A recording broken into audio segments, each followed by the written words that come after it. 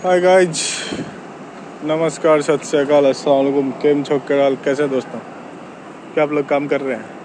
अक्सर मैं बातें करता हूँ कि हिंदुस्तान की तरक्की में हिंदुस्तान के आम लोगों का बिजनेस और मैन्युफैक्चरिंग इंडस्ट्री में इन्वॉल्व होना बहुत ज़रूरी है। बिजनेस और मैन्युफैक्चरिंग इंडस्ट्री मतलब MSME, SME, छोटे व्यापारी, छोटे मझोले और लघु उद्योग। Today I came for a regional visit West Bengal Dying Housing Associations, और the best way to explore कि यार मैन्युफैक्चरिंग इंडस्ट्री में MSME, the best part about SME and MSME is that कि जो लोग 1 से 10 करोड़ तक का साल में काम कर रहे हैं ना, वो बचा ही 50 से 60 लाख तक रहे हैं। ठीक है, और इकोनॉमिक्स का एक लॉ है, minimum investment for maximum output. और जब सरकार टैक्स कलेक्शन के रास्ते पे आती है ना, तो मेरे को लगता है कि जो ये 18% का जो MSME में जो टैक्स है ना, यार इसको 10% अगर कर दे गवर्नमेंट ऑफ इंडिया, तो वो सारे लोग आ जाएंगे जो 1 से 10 करोड़ तक साल में काम करते हैं। और इकोनॉमिक्स के अकॉर्डिंग जब आप जितने लोगों को जो है ना मिनिमम बेनिफिट देते हैं ना, मैक्सिमम लोग मोर इन्फ्लुएंस होते हैं।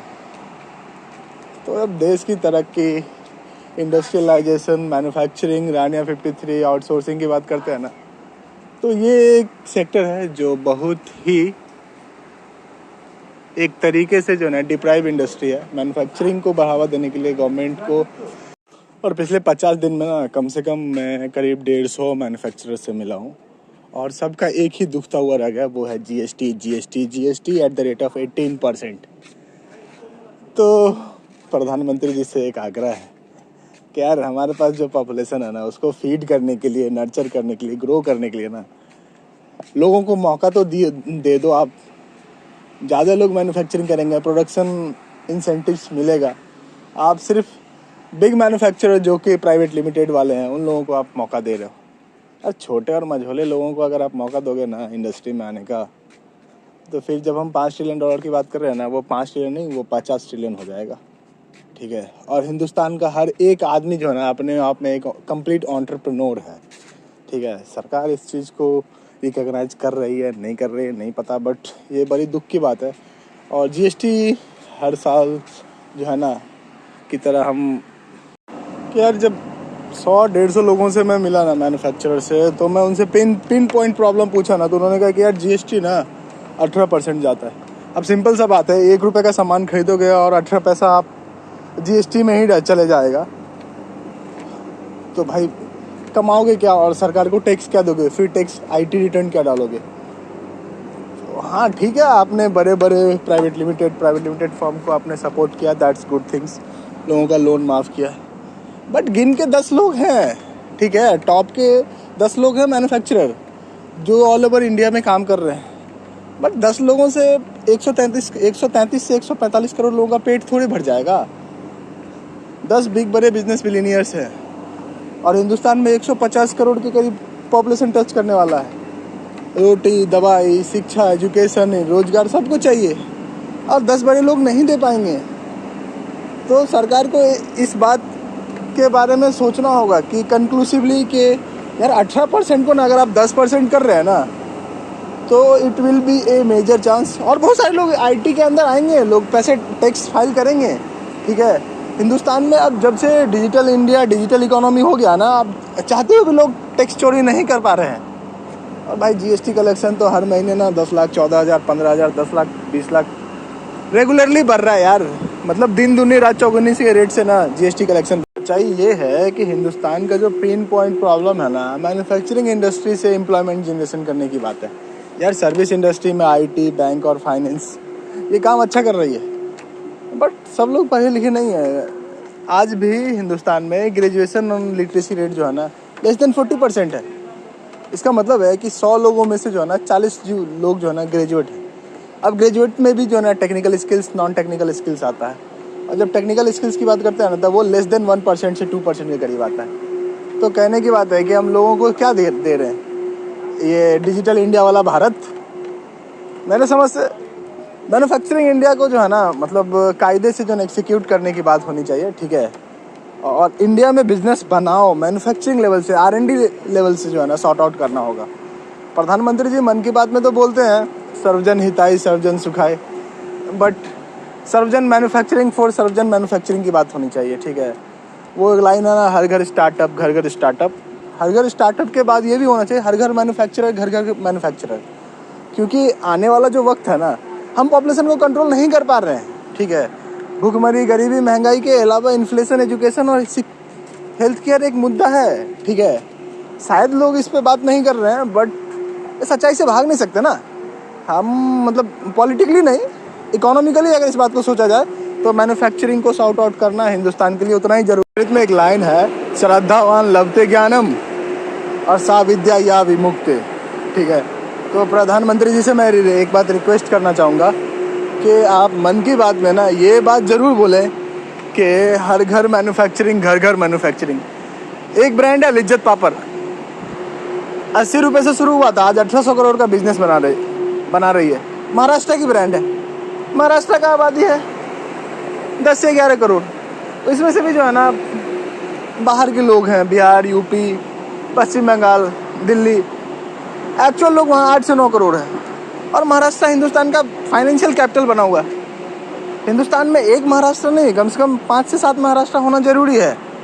नॉर्थ ईस्ट में, वेस्ट में, साउथ में, ईस्ट में, सब जगह एक एक जो है ना महाराष्ट्र जैसा फाइनेंशियल हब बनाना ज़रूरी है।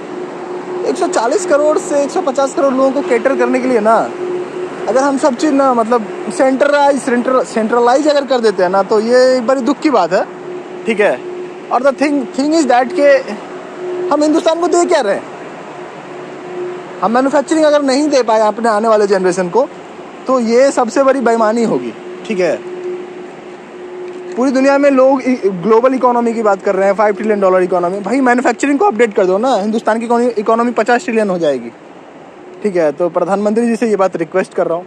बट हर तीसरे दिन एक नियम को बनाया जाता है। हिंदुस्तान की गरिमा और हिंदुस्तान की संसद में हिंदुस्तान के 150 करोड़ लोगों का विश्वास है। प्रधानमंत्री जी इस बात का आह्वान करें कि PLI को रीअपडेट किया जाए। छोटे मझोले और SME जो भी मैन्युफैक्चरर हैं, जो PLI के अंदर आते हैं और जो टैक्स फाइल करते हैं, उनको GST 18 नहीं 10% कर दिया जाए। अब 10% पे लाके देखिए ना, वो सारे लोग आ जाएंगे जो टैक्स से बच रहे थे। और सच बात तो ये है ना कि जब 150 करोड़ लोगों को रोटी, कपड़ा, मकान, दुकान, सब्जी, हेल्थ देने की बात होती है ना, हाँ, तो सरकारें थोड़ा सा आगे पीछे होती है, लोगों का हौसला गिरता है जो पॉलिटिक्स में बैठे हुए हैं। बट अगर ये चीज़ प्राइवेट पार्टनरशिप इक्विटी हो जाए, प्राइवेट पार्टनरशिप इक्विटी, जिसको पब्लिक प्राइवेट पार्टनरशिप इक्विटी बोलते हैं, तो और अच्छा होगा। सरकार को टैक्स वसूलने में और मज़ा आएगा। और शायद ये बात ग्लोबल लेवल पे बात करना उचित है या नहीं, बट मेरे को लगता है कि जब 150 करोड़ लोगों को रोजगार, शिक्षा, हेल्थ, सुरक्षा और एक अच्छा लाइफ देने की बात हो ना, तो प्रधानमंत्री जी से मैं रिक्वेस्ट करूंगा, जन जन की बात करते हैं, मैन्युफैक्चरिंग की बात किया जाए श्रीमान। और ये हिंदुस्तान का दुखता हुआ रग है। 75 साल हो गए, आज भी लोग जो है ना नौकरी के लिए परेशान हैं। मैन्युफैक्चरिंग इंडस्ट्री नहीं लगा, नॉर्थ ईस्ट पूरा खाली है।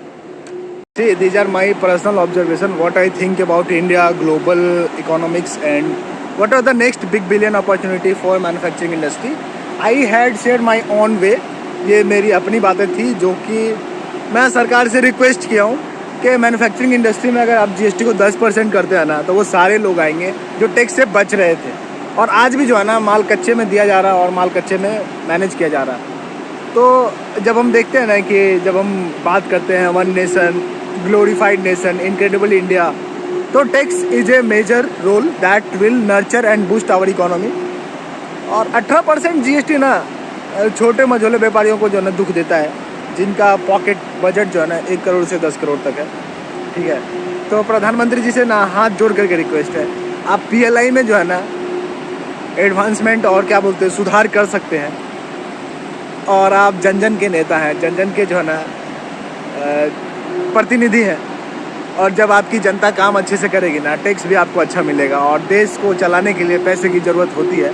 पॉलिटिक्स से पहले इकोनॉमिक्स अगर ज़रूरी हो जाए it will be more beneficial for the growth and upgradation of industry as well as revolution of Rania 53 4.0।